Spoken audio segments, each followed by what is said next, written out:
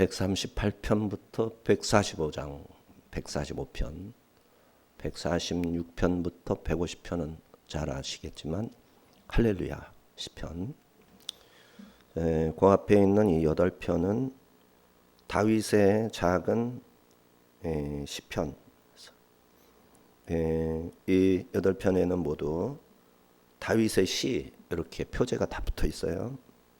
그래서 이것만 따로 이렇게 아삽의 시도 껴 있었고 쭉 솔로몬의 시도 있었고 하다가 다윗의 시가 나란히 이렇게 배치가 시편 제3부에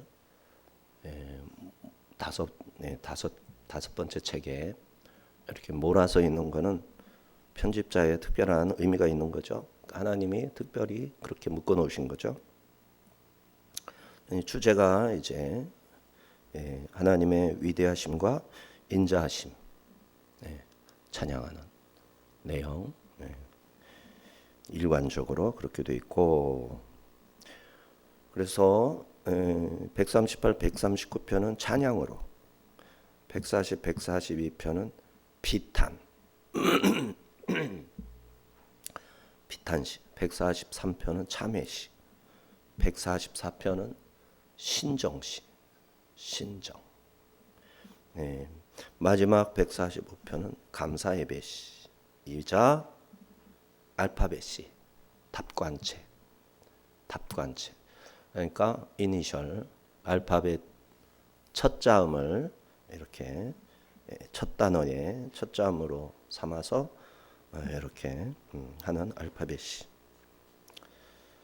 자, 이 시편이 아마도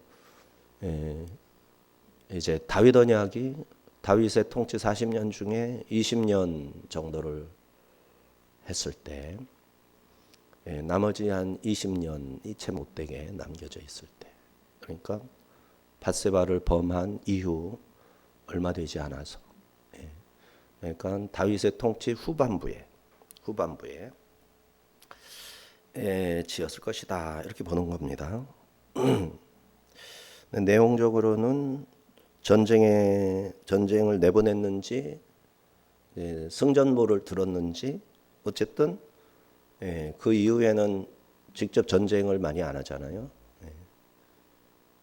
어쨌든 전쟁에 승리하고 여호와 하나님의 주권과 은혜를 체험하고 감사해서 이 시를 지어서 하나님께 드린 노래가 아니겠나 보는 겁니다. 그 승리가 오직 하나님의 헤세드, 인자, 성실하심.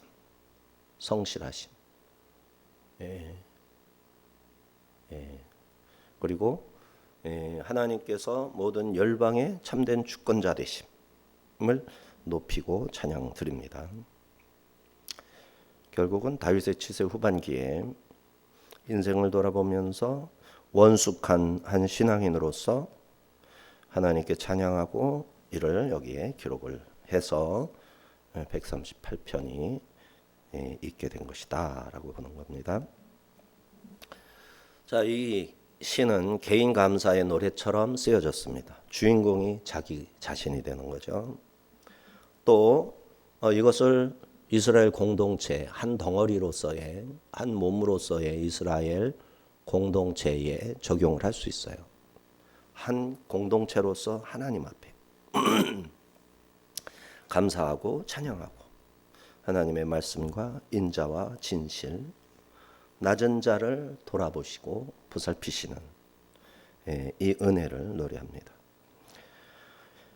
그리고 기도에는 응답하시는 하나님이죠. 그래서 진심으로 이것을 감사하고 열방의 왕들조차 이 시가 찬양 노래의 가사로 그들과 함께 불려질 것이다 라는 먼 장래, 하나님의 최종적인 하나님 나라의 완성 시점에서 열방이 주께로 돌아와서 예배하는 그 시점까지 내다보면서 이 시를 지었다. 그러니까 신앙의 그 고백 내용들 있잖아요. 신앙의 조항들이죠. 이게 다 갖춰진 상태에서 이 시를 쓰고 있다라는 것을 볼 수가 있어요. 1절 3절은 성전을 향해서 예배를 드리며 이제 요 세 절이 이제 쓰여진 것인데 다윗이 예배를 묘사한 겁니다. 다윗의 예배는 뭐 어떠한 요소로 예배가 구성되었을까? 일 보면 알죠. 감사해야죠. 우리도 감사로 예배드리죠. 그리고 우리 찬송 드렸죠. 그리고 성전을 향한 예배 있죠. 멀리 있으면 성전을 향해서 예배드리고 그 성전을 향해서 예배드리는 곳은 곧 어디로? 하늘 보좌에 계신 아버지께로 예배하는 거죠. 성전을 향해서 예배한다. 하나님을 향해 예배한다. 그래서 우리가 하나님을 향해서 예배드릴 때 어느 쪽으로 할 거? 그냥 아무데나 그냥 뭐 할 수도 있죠. 예. 버스 타면 뭐 하나님께 기도 못 하나? 예배 못 드리나? 하죠. 그런데 우리가 정한 자리, 특별히 환경이나 이런 게 주어졌을 때는 한 곳을 바라보길 원한단 말이에요. 거기에 성전이 있는 곳, 요즘으로 치면 교회가 있는 곳, 교회가 있는 곳을 향해서 몸을 돌려서 땅에 완전히 엎드려서 경배하고 예배드리고, 그래서 이렇게 예배하고 이렇게 기도하는 거. 신약에는 다른가? 구약에만 그렇게 아니에요. 신약 시대 성경에 아나니아라든지 또 바울, 베드로가 다 땅바닥에 완전히 엎드려서 그렇게 기도하고 예배드렸던 거예요. 그래서 우리도 엎어져야 됩니다. 하나님께 예배할 때 의도적으로 엎어져 봐야 됩니다. 안 하면 그 세계를 몰라요. 건성으로 신앙생활하는 것이 아무렇지도 않은 거예요. 진지하게 엎어져서 예배드릴 수 있어야 되겠다. 그 다음에 감사가 있죠. 감사가 또 두 번 나올 수밖에 없어요. 그리고 겸손히 말씀에 귀를 기울임. 말씀을 받죠. 말씀을 받을 때는 겸손해야죠. 하나님 말씀을 일방적으로 하나님이 하시는 거예요. 그리고 다 하신 다음에 내가 하나님께 기도 드리는 거죠. 그래서 예배의 말씀에 귀를 기울인 다음에 또 기도를 드립니다. 그러면 그 시간에 응답을 받아야 돼요. 하나님께서 내 마음에 성령님을 통해서 들려주시는 특별한 감동 이런 것을 받아야 돼요. 자, 그거를 하나님의 응답으로 내가 딱 그 자리에서 응답에 감사하며 무슨 말씀을 들려주셨나? 그죠? 나는 무엇을 기도했나? 하나님은 무슨 말씀을 들려주셨나? 들려주신 말씀 속에 내게 어떤 것으로 응답하셨나? 생각을 하고 응답받은 것을 하나님의 말씀으로 탁 잡아야 돼요. 안 잡고 그냥 이렇게 하면 내가 어디에다가 순종할 거예요. 말씀 생활이 안 되는 거죠. 듣기만 하고 실천이 없는 거죠. 실천한 말씀을 탁 만들어서 쥐어야 되는 거죠. 그걸 쥐고 그렇게 살아야죠. 이게 예배죠. 시편 138편이 이거를 말해주고 1, 2, 3절에서 엄청 은혜스러운 말씀이 되는 거예요. 예배되게 우리를 가르쳐 주니까 너무 귀한 말씀이에요. 그래서 예배를 가르칠 기회가 있으면 이 말씀을 가지고 인도하면 되겠죠. 설교를 한다든가. 그 다음에 개인적인 감사 찬송의 예배가 왕들과 만민의 찬양으로 이제 확장되는 내용이 이어지게 됩니다. 1절 3절을 볼까요? 내가 전심으로 주께 감사하며 신들 앞에서 주께 찬송하리이다. 내가 주의 성전을 향하여 예배하며 주의 인자하심과 성실하심으로 말미암아 주의 이름에 감사하오리니 이는 주께서 주의 말씀을 주의 모든 이름보다 높게 하셨습니다. 내가 간구하는 날에 주께서 응답하시고 내 영혼에 힘을 주어 나를 강하게 하셨나이다. 자, 다시 한번 살펴보겠어요. 이게 아주 잘 정리된 내용이기 때문에 예배의 요소가 이제 먼저 오데카 그래서 주께 감사하는데 수식어가 앞에 붙었죠. 뭐라고? 전심으로 주께 감사. 감사하는 방법, 방식, 태도를 첫 번째 감사에서 언급하고 있는 거예요. 하나님 앞에 감사하는데 이 첫 번째 감사를 언급하는 것은 전심을 다한 감사냐? 그냥 전심이 아니라 그냥 조금 감사냐? 요거를 이제 말하는 거죠. 베콜 리삐 레바 레부 레바브 이게 마음이죠. 전체로 콜 전체 마음으로 그죠? 그 다음에 이 형식적인 감사가 아니라 온 마음을 다한 그런 감사가 이제 예배자의 첫 번째 요소다. 두 번째는 감사한데 수식어를 뭘로 했냐면 신들 앞에서 주께 찬송하며 그랬죠. 주께 찬송은 아잠 메레카 자마르 있죠. 자마르 우리나라 국산 기타 중에 자마르 옛날에 우리 교회 있었죠. 이정한 저기 낙원상가 가서 사왔다던가 자마르 샀는데 그거 어느 목사님이 기타 하나 구한다고 그래서 골라서 가져가라고 그랬더니 그거 좋았는지 그걸 가져가셨거든요. 자마르 아잠메레카 주께 찬송. 그런데 수식어를 네게드 엘로힘 그랬어요. 네게드 엘로힘. 엘로힘은 하나님의 이름이기도 하죠. 엘로힘 하나님들이죠. 하나님들 복수 하나님. 삼위일체 하나님이죠. 능력의 하나님이란 뜻이에요. 능력의 삼위일체 하나님.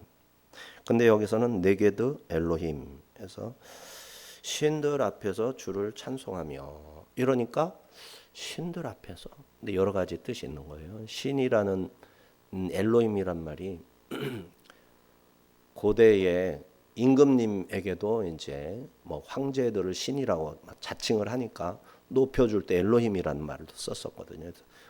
세상에 많은 왕들, 세상에 많은 신들, 그들 위에 뛰어난 오직 에하드의 하나님 한 분이신 하나님. 밑에는 하나님 아래 신처럼 이렇게 신성이 있어서 신이 아니라 그만큼 높여주는 피조물을 엘로힘이라고 표현할 수가 있는 거죠. 그런 뜻이다. 뭐 여러 가지 의미가 있는 거예요. 신들 앞에서라고 말할 때. 그런데 이게 이제 모든 신적 존재들 앞에 유일하신 하나님께 찬송을 드린다. 네게드 엘로힘에 대해서 여러 해석이 있는 겁니다. 그 중에서 70인역에서는 요거를 천사들 가운데에서 이렇게 표현을 했어요. 신이라는 것이 신적인 그러니까 초월적 존재를 엘로힘으로 본 거죠. 그래서 천사들과 함께 하나님께 예배드리는 장면. 요한계시록에 많이 묘사가 되죠. 그런 것을 말하는 것이다. 그래서 이거를 의미적으로 우리가 받아들일 때는 천사들이 운행하고 있는 영광이 충만한 하나님의 보좌, 하늘 성전에 하나님께 예배를 드린다, 찬송한다. 이런 의미로 이제 이해할 수 있다라는 거죠. 그래서 우리가 하나님 앞에 찬양을 드릴 때는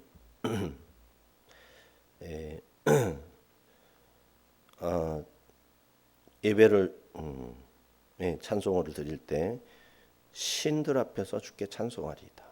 이거는 내가 신적인 차원으로 그죠?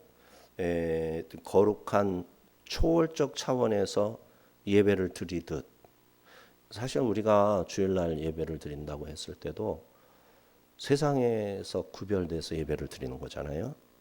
그러니까 거의 세상 사람과 비교를 하면 거의 신적 존재죠.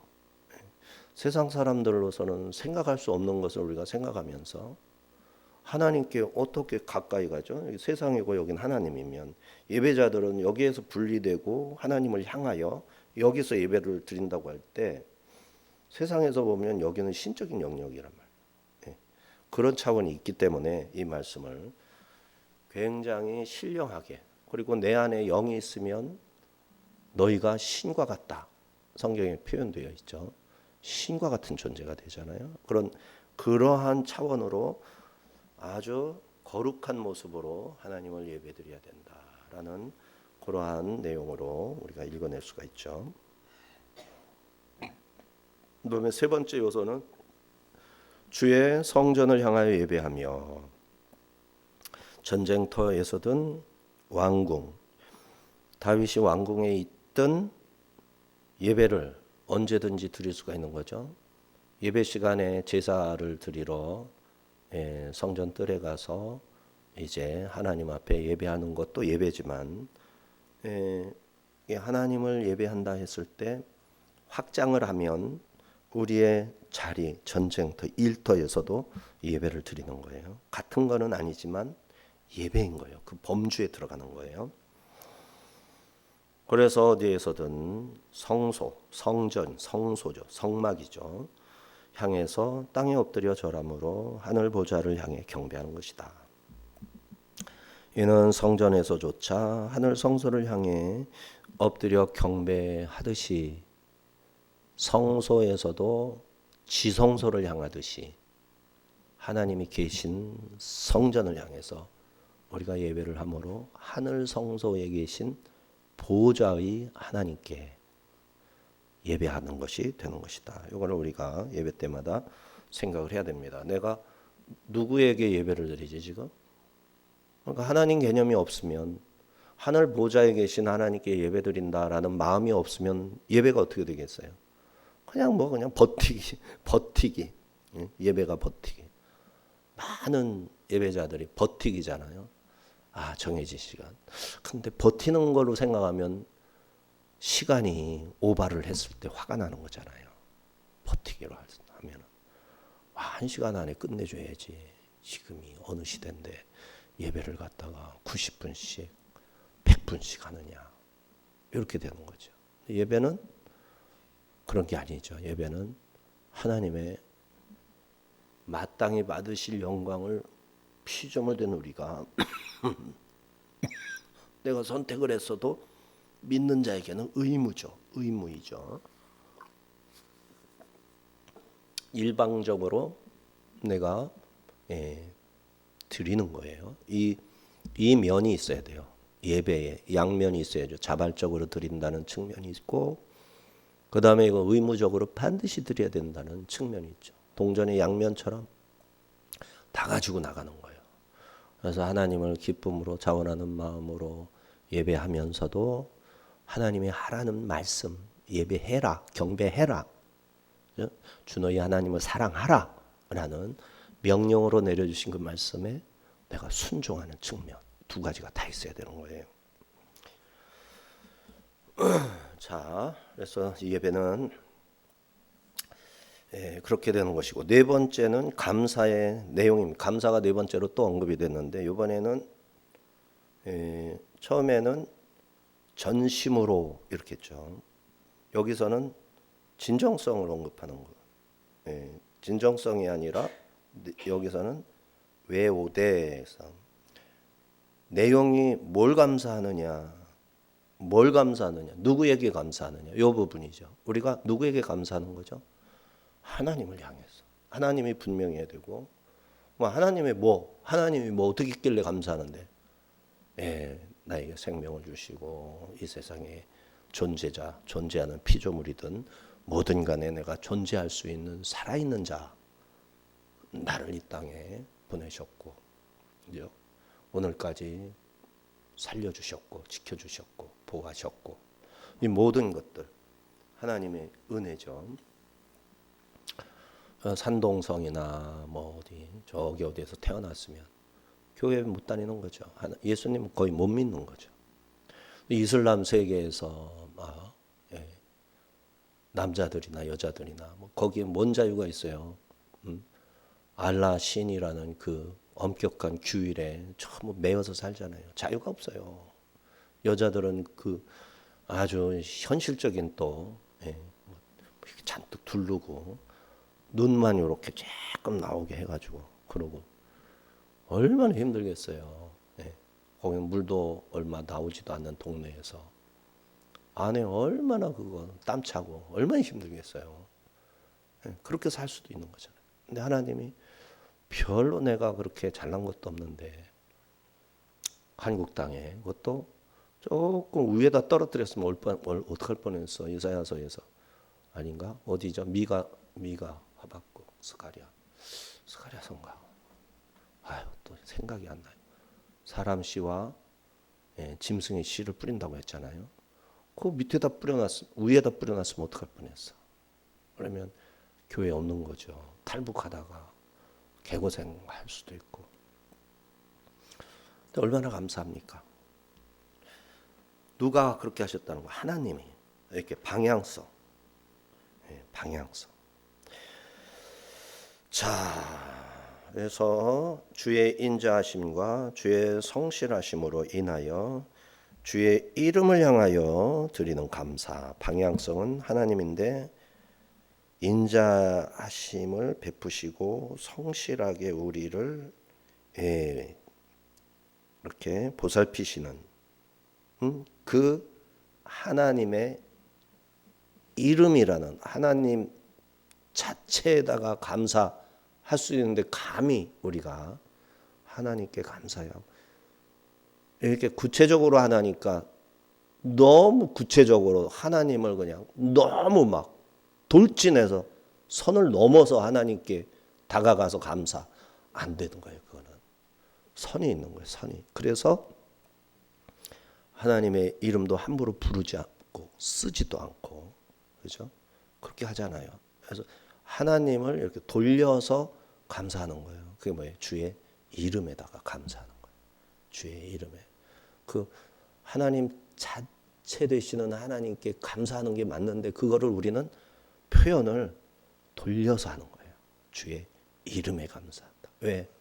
한없이 겸손한 자의 당연한 이제 그 마음에서 나오는 방식이죠. 그게 겸손해야 되니까. 하나님은 지극히 높으시니까 감히 하나님을 함부로 할 수 없으니까. 자, 그런데 2절 하반부에서 이는 주의 말씀을 주의 모든 이름보다 높게 하셨습니다. 주의 말씀을 주의 이름보다 높게 하셨다. 이게 다윗의 시가 이렇게 생뚱맞죠. 주의 말씀을 주의 모든 이름이라고 할 때는 야훼 하나님의 이름도 있지만 엘로힘, 그 다음에 전능하신 하나님이죠. 그 다음에 뭐 여호와 라파 치료하신 하나님, 여호와 치드케노, 이것도 치유의 하나님, 또 뭐가 있습니까? 여호와 이레, 준비하시는 하나님 등등 하나님에 대한 이름이 많잖아요. 그런 모든 이름들이 있는데 그 이름들도 하나님을 나타내고 증거하는데 더 높게 하신 것이 또 있어요. 주님이 들리는 말씀으로, 적은 말씀으로, 기록된 말씀으로, 그죠? 기록된 말씀으로, 들리는 말씀을 기록한 거니까 이 말씀이 더 말하자면 더 위에 있는 것처럼 높다 그렇게 해놨죠. 근데 이제 이게 개역성경 난하주에 보면은 이제 말씀을 주의 이름을 따라 주의 말씀을 높이셨나이다 이렇게 표현이 되거든요. 주의 이름을 따라. 그러니까 이름이 증거하는 대로 말씀을 높이셨나이다. 이런 의미로 이제 사본들이 여러 종류가 있다 이거예요. 근데 우리 개역 개정에서는 주의 말씀을 주의 모든 이름보다 높게 하셨다 이렇게 번역을 했어요. 근데 번역을 할 때는 참 어려움이 있어요. 왜냐하면은 성경의 이 고대어를 그 당시의 의미를 다 되살려서 뜻을 이렇게 이해하기가 쉽지 않기 때문에 가능한 최선을 다해서 한 거죠. 그런데 어떤 사본에서는 달리해서 그거를 나나주에 제시한 것을 따라서 번역을 다시 한번 해보면, 왜냐하면 당신께서는 당신의 모든 이름에 근거하여 당신의 말씀을 크게 높게 크다 크게 하셨기 때문입니다. 이렇게 이름의 근거에서 말씀을 크게 하셨기 때문에 감사를 드리나이다. 이렇게 감사의 내용에서 감사 이유가 되는 거죠. 감사를 아주 자세하게 조명을 했죠. 처음에는 전심으로 감사한다. 툭 던져놓고 여기서 감사를 같은 말로 다 같은 감사거든요. 말이 바뀌지 않았어요. 감사라는 원어가 바뀌지 않았어요. 자, 이렇게 표현하고 있습니다. 자, 그러면 하나님의 이름은 하나님께서 우리에게 주신 말씀을 확증하는 기능을 한다. 그래서 그런 목적으로 불려지도록 했다. 그죠? 여호와 이레, 여호와 라파, 여호와 치드케누, 또 생각이 또 뭐 나는 거 있습니까? 여호와 뭐 여러 개가 있잖아요. 자, 3절에서 다윗은 자신의 간구에 대한 하나님의 응답과 내용을 밝히는데, 기도한 것과 하나님의 응답을 말하고 있어요. 예배에서 중요한 요소죠. 우리가 예배 드릴 때는 그냥 오는 게 아니라 환경을 짊어진 채로 오는 거잖아요. 그래서 그걸 하나님 앞에서 내려놔야 되잖아요. 맡겨야 되잖아요. 뭘 맡기는가? 기도로 뭐를 맡기는가? 이런 게 있는 거죠. 그리고 하나님은 그것을 받아주셨나? 물리치셨나? 근데 우리가 믿음으로 가서 하나님께 맡기면 하나님 받아주시겠죠. 받아주셨다면 우리에게 어떻게 자유를 주셨다, 짐을 어떻게 이제 덜어주셨다, 이런 게 나와야 되겠죠. 그 내용인 거예요. 여기서 다윗은 하나님께서는 자기 신실한 종들의 기도에 바로바로 응답하시고 예배자들의 영혼에 힘을 주셔서 강하게 하신다 밝히면서 찬양을 한 겁니다. 이와 같이 이 시에서 찬양드리던 내용은 주의 인자, 주의 성실하심, 주의 이름, 주의 말씀, 이런 것이 찬양인 거예요. 즉 하나님은 그 이름이 장엄하고 한없이 인자하시며 무엇보다 자기 백성에게 성실하신 분이시라. 예배자들이 부르짖을 때 다 들어주시는 겁니다. 그리고 그들의 영혼에 엄청난 힘을 주사 강하게 해주시는 겁니다. 자, 그래서 1, 2, 3절을 세 번역으로 다시 한번 읽으면 세 번역에 이렇게 써 있어요. 주님, 온 마음을 기울여서 주님께 감사를 드립니다. 신들 앞에서 내가 주님께 찬양을 드리렵니다. 내가 주님의 성전을 바라보면서 경배하고 주님의 인자하심과 주님의 진실하심을 생각하면서 주님의 이름에 감사를 드립니다. 이렇게 된 거죠. 성전을 향해서 땅에 포복 엎드려서 예배한 후에 찬양을 불렀다. 이렇게 말할 수 있는 거예요. 4절 6절에서 시인은 이 시에 세상의 모든 왕들을 등장시켜서 극적으로 하나님께 감사와 찬양을 확대시킵니다.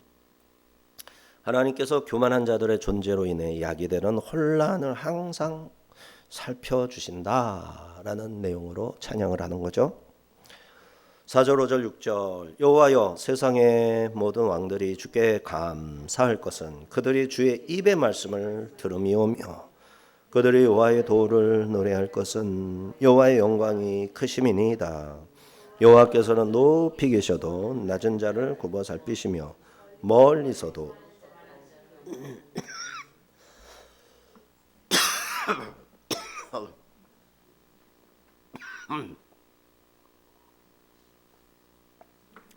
세상의 모든 왕들이 주께 감사해야 한다. 왜 해야 하느냐? 하나님의 입의 말씀을 듣기 때문입니다. 그 들은 말씀 여호와의 도를 노래해야 하는 것은 하나님의 영광이 크시기 때문입니다. 여호와는 높이 계시지만 낮은 데 있는 우리를 굽어 살피셔서 만약에 하늘 높은 데 계시면서도 이 땅에 누가 교만한지 다 아십니다. 이렇게 고백을 하는데 다윗이 이렇게 노래 가사에다 이 말을 넣었는데 이게 무슨 말일까요? 세상 모든 왕들이 주께 감사합니까? 안 합니까? 잘 안 하죠. 감사하는 왕이 이스라엘 왕들조차도 하나님 앞에 제대로 감사한 왕, 선한 왕 따져보라고 하면 몇 명 없잖아요. 선한 왕, 악한 왕. 이렇게 이스라엘 역사를 살펴보면 여로보암 안 선했죠. 안 선했지. 선한 왕은 몇 명 없어요. 다윗, 솔로몬 정도. 그다음에 그 뒤에 여호사밧, 그리고 요아스, 요시야, 그다음에 또 누구 있죠? 히스기야, 여호사밧. 이렇게 막 4명 5명밖에 안 꼽는다고. 그런데 이 시인은 그렇게 말하지 않아요. 세상의 모든 왕들이 감사해야만 하는 것은 이렇게 읽으면 되는 거죠. 주께 감사해야만 하는데 잘 안 합니다. 그죠? 하든 안 하든 뭐 해야 되는 거예요? 해야 되는 걸 안 한다는 거예요. 그러니까 우리 도둑질한 대통령도 감사해야 돼요, 안 해야 돼요? 하나님이 그거를 도와줬잖아. 도둑질하도록. 중국에서 도와주든 누가 도와주든 대통령 됐잖아. 하나님이 도와줬잖아. 하나님이 막았으면 못하는 거였잖아. 아니면 그때 이미 체포돼가지고 사형언도 됐잖아요. 사형. 지금도 4개 5개 재판이 지금 중단된 거. 이거 다시 발동 걸리면 이거 사형이라면 해도 두고 볼 것도 없이 사형이란 말이에요. 감형도 받고 하겠지만. 이런 사람이 우리나라에서 이게 맥힌다는 게 뭐예요? 이게 맥혀서는 안 되는 일. 범죄자가 어떻게 대통령인데. 전과자 40몇 명이잖아요. 민주당에. 40몇 명의 전과자가 국회의원. 아니 전과를 감옥 안 갔다 온 사람은 민주당 국회의원이 될 수가 없어. 어떡하다가 신통하게 몇 명은 됐는데. 이상한 나라잖아요. 이게. 어떻게 해서 됐냐고. 하나님이 허락을 했으니까 되는 거잖아요. 왜 허락하셨나? 이게 중요한 거죠. 우리 보고 깨달으라는 거죠. 교회가 하나님을 신실하게 섬기지 않을 때 어떤 일이 있었는지 성경에 너무너무 반복적으로 자세하게 써놓고 있단 말이에요. 그래서 성경을 읽는 사람은 이게 궁금할 것도 없어. 당연히 그런 거예요. 이게 무슨 예지력이 있어서가 아닌 거예요. 성경을 읽는 사람은 하나님의 안목, 그 관점이 생기기 때문에 그래서 너무나도 당연한 거라고요. 그럼 감사해야지. 세상의 모든 왕들이 다 감사해야지. 왕을 누가 시켜줬는데? 하나님이 다. 하나님이 허락하지 않고는 왕이 되는 사람이 없는 거예요. 김일성도 하나님이 허락해서 왕이 된 거라고. 이게 뜻이 있는 거라고요. 나중에 다 지옥불에 던져지겠지만. 느부갓네살, 고레스 이런 사람들 마찬가지죠. 하나님의 종이라고 성경에다가 적어놨어. 이름 실명을 적어놨어. 내 종이라고. 그런데 지옥 갈 사람들인 거예요. 그렇게 쓰시는 거라고. 근데 하나님이 그렇게 쓰신 것 자체가 감사한 거란 말이에요. 감사한 거. 근데 그거를 감사하지 않았기 때문에 지옥으로 버려지는 거라고요. 그래서 이 세상에 있는 일이 옳아서 그 사람밖에 없어서 쓰시는 게 아니라 누군가가 보고 정신 차리라고 그런 사람을 쓰는 거라고요. 누가 정신 차리라고. 교회가 정신 차리라고. 교회가 하나님 말로만 섬기지 뭐 얼마나 섬기냐고. 다 물질이 하나님이지. 교회도. 우리 살아계신 하나님 말로는 살아계시다 하는데 돈 없으면 살았다고 그럽니까? 돈 있어야 살았다고 그러지. 뭐하러 대형교회 다 다니겠어. 돈 있으니까. 뭔가 눈에 뵈는 게 있으니까. 하나님 그런 분이 아니잖아요. 성경 말씀만 있어도 우리가 예배 다 드리잖아. 근데 왜 큰 교회 작은 교회를 따져가면서 교회를 다녀? 하나님이 나를 어디로 인도하시나 부들부들 떨면서 그러면서 교회를 정하고 정해지면 순종해서 다녀야지. 그리고 내 안에 성령님이 계신 걸 믿어야 그게 믿음이지. 이걸 안 믿으니까 성령이 내 안에 계신 것을 안 믿는단 말이에요. 그 안에 계신 성령님이 얼마나 천대받고 있냐고. 예? 성령님을 얼마나 홀대하는 거냐고 이게. 한국교회 성도들이 성령님을 홀대하고 있어요. 하나님을. 이 현실이잖아 이게. 이게 어떻게 아무 문제가 없는 것처럼 지도자들이 보고만 있냐고. 자기 안에 하나님 계신 거를 믿지도 않고 교회를 다니고 있는 거를 어떻게 대수롭지 않은 것처럼 취급하냐고. 교회가 끝난 거지 이게. 끝난 거라고 이게. 교회의 기능, 목회자들의 역할이 이미 끝나버린 거라고 이게. 그걸 다 살려내야 돼요. 회개기도 하고. 그래야 이재명 같은 사람이 거짓말을 하면 저 거짓말하는구나 깨닫는 거지. 얼마나 거짓말하냐고요. 지금 말도 못해요. 그러니까 사단이 쓰는 것을 목회자들이 도와주고 있다니까요. 사탄이 활개치는 것을. 하나님이 쓰신다라는 게, 하나님이 쓰신다라는 것을 하나님이 쓰기 때문에 나는 가만히 있어야 된다. 이게 아니라니까. 왜 하나님이 저런 자를 쓰시나? 이거를 분석하고 성경 속에서 찾아서 그거를 말해줄 책임인 이사야만 있는 게 아니고 에레미야만 있는 게 아니라 하나님의 종들에게는 다 있는 거라고. 근데 거짓 종들이 그걸 하냐고. 거짓 가짜들이. 진짜 종들이 하는 거지. 그래서 우리는 누가 하고 안 하고 사람들이 어디 몰려다니고 누가 손가락질하고 핍박하고 이게 중요한 게 아니라 하나님이 나에게 뭐라고 증거하시나. 성경 말씀을 통해서 기록된 말씀이라 해야 돼요. 기록된 말씀. 자, 시인은 여호와의 이름을 부르는 왕들조차 주의 입의 말씀을 듣고 감사하고 있다. 감사해야 한다. 이렇게 말하는 게 좋겠어요. 그리고 왕들이 여호와의 영광이 크심을 깨닫고 여호와의 도를 노래할 것이다. 종말론적으로는 다 그렇게 될 거예요. 하나님은 영광이 크신 만큼 높은 곳에 계시지만 항상 낮은 자들을 굽어 살피신다. 시인이 그것조차도 찬양할 이유가 된다. 하나님이 교만한 자를 눈여겨보고 배제시키고 겸손한 자를 찾아서 그에게 은혜 베푸시는 것. 이게 찬양할 이유가 되는 거예요. 영광이 크신 하나님은 교만한 자를 멀리하시고 겸손한 자를 가까이 하십니다. 이것이 하나님의 보편적 주권이고 그의 공의는 어디든 안 미치는 곳이 없습니다. 이에 땅의 왕들 주의 입의 말씀을 들었을 때는 주께 감사하고 그 여호와의 도 다르헤카 도 때레크 다르헤카에 들어있어요. 때레크가 여호와의 도를 노래하게 되는 겁니다.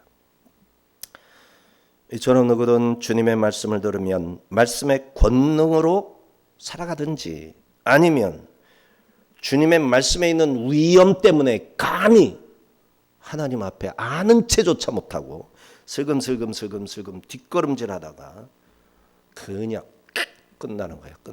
지옥에 던져지고 마는 거예요. 하나님의 말씀이 선포됐는데 그 말씀의 위엄 때문에 감히 들은 채도 못하고 슬금슬금 뒷걸음질하다가 후회할 날이 오는 거죠. 심판날. 그래서 너희가 숯불을 네 머리에 쌓는도다. 그러나 주님의 말씀을 은혜로 받는 사람, 살아있는 사람, 듣는 자는 살아나리라. 살아있는 자는 듣게 되는 거죠. 그러면 그 권능으로 내 영혼이 막 살아서 춤을 추는 거, 담대해지는 거, 그렇죠? 세상에 두렵지 않죠. 하나님의 말씀이 살아서 나를 붙드시고 힘 주시면 누가 두려워? 안 두렵지. 내 믿음이 작아서 그걸 모르고 하지만 깨닫게 하시면 확 일어나는 이런 거를 경험하며 살게 된다는 거예요. 누구든 말씀을 듣고도 그의 영이 죽었다면 그것은 말씀을 들은 게 아니에요. 못 들은 거예요. 못 들었기 때문에 죽는 거예요. 이는 왕들이라고 예외가 없습니다. 들어야 살아나 여호와의 도를 노래하고 그의 살리심에 감사를 드리는 겁니다. 그러므로 우리가 주의 입의 말씀을 듣고 있음에 진심으로 감사해야 합니다. 그리고 5절의 말씀처럼 여호와의 도를 노래하기를 여호와의 영광이 크십니다 하면서 찬양 드려야 됩니다. 한번 해봅시다. 여호와의 영광이 크십니다. 이거를 쉼없이 외쳐야 돼요. 쉼없이 중얼중얼하면서 이거를 감히 내가 지금 어디 길 가다가 여호와의 영광이 크십니다 하고 이게 외치고 있는데 차가 와가지고 빵 하면서 탁 쓸어버릴 수가 있겠냐고. 딴 데로 가지. 그 차가 딴 데로 가지. 이게 권능이라는 거예요. 눈에 보이지 않는 권능이 있어요. 이 권능을 가지고 우리가 사는 거예요. 할렐루야. 그리고 5절의 말씀처럼 여호와의 도를 그렇게 노래하며 찬양을 해야 되겠습니다. 또 우리는 잊지 말아야 되는데 영광이 크신 하늘의 하나님은 높은 하늘에서 낮은 이 땅의 모든 사람들, 모든 상황을 다 굽어 살펴보십니다. 겸손한 자를 찾아 가까이 하시고 거만한 자를 찾아 물리치십니다. 한눈에 알아보시고 말씀으로 그의 마음에 뚫고 들어가 침입하신 천국은 침노하는 자의 것이다. 그거를 받아들이는 거예요. 침노하는 말씀을 받아들이는 거예요. 그리고 그 말씀을 가지고 우리가 사랑하는 사람들의 영혼을 침노해서 들어가야 되는 거예요. 뚫고 들어가서 말씀을 뿌려야 돼요. 그게 생명 살리는 거예요. 7절 8절에서 시인은 환난 중에도 하나님의 오른손 보호를 신뢰하며 인자하심이 영원함을 찬양 드립니다. 7절 8절 내가 환난 중에 다닐지라도 주께서 나를 살아나게 하시고 주의 손을 펴사 내 원수들의 분노를 막으시며 주의 오른손이 나를 구원하시리이다. 여호와께서 나를 위하여 보상해 주시리이다. 여호와여 주의 인자하심이 영원하오니 주의 손으로 지으신 것을 버리지 마옵소서. 하나님의 오른손에 대해 높이 찬양합니다. 그 오른손으로 행한 일들을 언급하고 그 능력과 쭉 뻗으셔서 원수에게서 날 보호하여 주시는 부드러운 손길을 찬양합니다.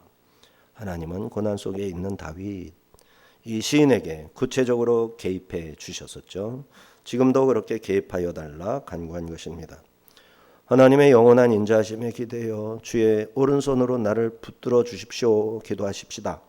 성도는 주의 선하심과 인자하심이 나를 따를 때만 안전합니다. 주의 선하시고 인자하심이 내게서 멀리 가시면 저는 안전하지 않습니다. 이게 믿는 자의 기본인 거잖아요. 그러므로 감당하기 버거운 고난이 겹쳐와서 힘든 날을 보낸다 할지라도 주의 능하신 손에 모든 근심을 맡기고 선하신 인도를 기다려야 하겠습니다. 우리가 생생하게 감사와 찬양과 간구로 하나님께 예배드리면 하나님께서는 우리 간구에 응답하시고 들려주시는 말씀으로 힘을 주어서 강하게 하실 겁니다. 우리가 환난 중에 다닐지라도 주는 구원하시고 보상을 내리실 겁니다.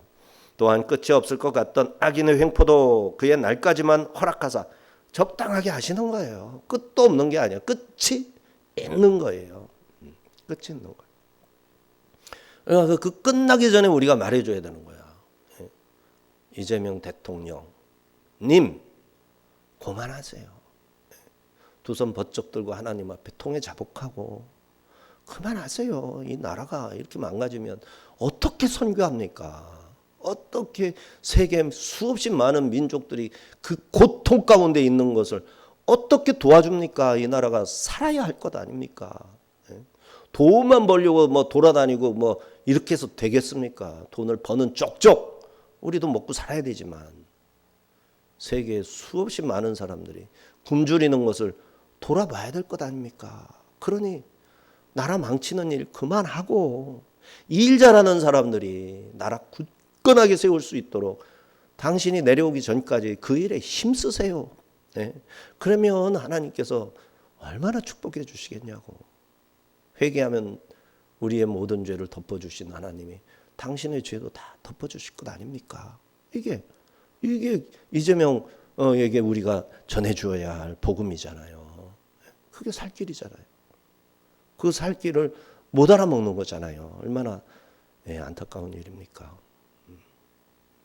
근데 이게 그렇게 되는 이유가 믿는 자들이, 교회가 깨어서 하나님의 말씀의 중보자, 그렇죠?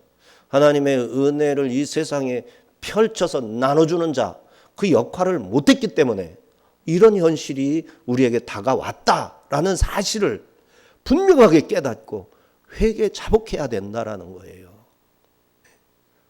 얼마나 이게 분명한 확실한 하나님의 뜻입니까? 뭐 다른 게 있어요? 뭐가 다른 게 있어? 이 나라를 향한 하나님의 뜻에 뭐가 다른 게 있겠냐고.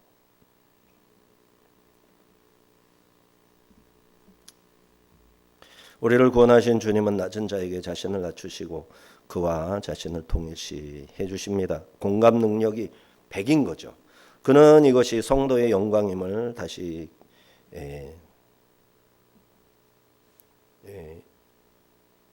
이 은혜가 우리에게 영광이에요. 하나님은 우리의 서툴고 미숙한 기도에도 귀를 기울이시고 곤란 중에 부르짖을 때 구원의 손길을 내미신다라는 사실을 잊지 맙시다. 오늘 시편의 말씀은 다윗의 전심을 다한 감사로 시작해 만왕에 대한 찬양으로 확장되었고 그의 영원하심과 인자하심으로 끝나는 완벽한 신뢰의 고백이었고 경배였습니다. 오늘 우리도 환난 중에도 하나님을 경배하며 그의 구원을 세상에 증거해야겠습니다. 하나님은 주의 이름으로조차 말씀을 높이시고 겸손한 자들에게 말씀의 권능을 입혀주십니다. 그러므로 겸손하게 크신 하나님을 찬양드리기를 멈추지 맙시다. 높으신 주님의 오른손이 우리를 강하게 하시고 손수 지으신 계획을 온전히 이루실 줄 믿습니다. 아멘.